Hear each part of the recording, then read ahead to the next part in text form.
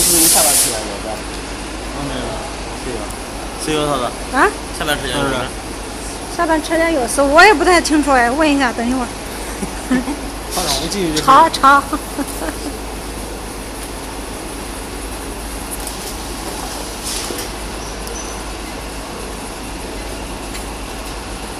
跳场不进去。对啊。但是你跳场，跳场会进去了。我跳场不进去了啊！要把最大的时候。那个钥匙我也不知道在哪里。哎，李逵那个地方，那个小孩那个地方还有没有？在哪了？在这儿。我操，找不到。就他跳了。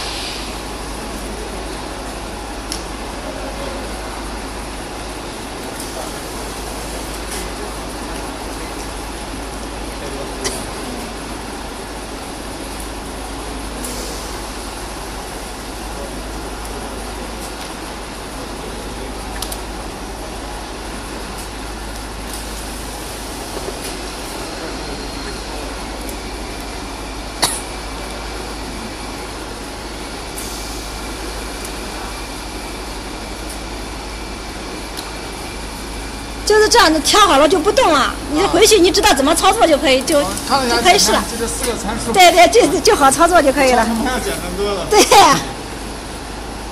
把这4个参数调一下就行。超声波我们调一天也就调不出来。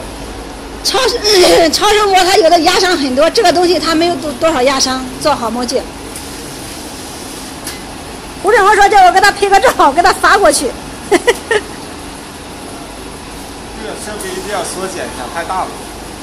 不行，有的你这压的小，压的大的话这都不够，还不够。我感觉太大了。还不够，它里面一个是压缩机、冷水箱，你放不进去。那你这个超声波现在多少钱？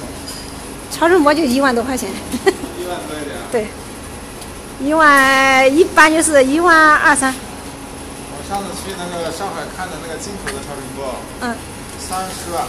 是有啊，我们这边也有一个那个30万、28万。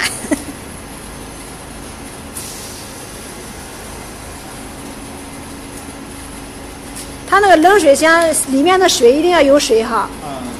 这个反正到时候胡主委会教他的。这个不是在我们厂里买过去以后是放在我们一个外协厂做的。到时候他肯定会要培训一下的嘛。日本的那个小提琴，他们炒的那个就很大，我们那里有样板，那个展厅里面有样板。对，这台面你就在那个了就不够大了。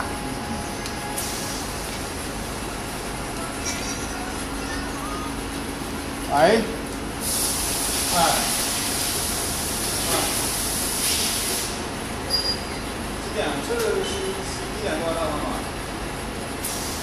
？3点多到的啊。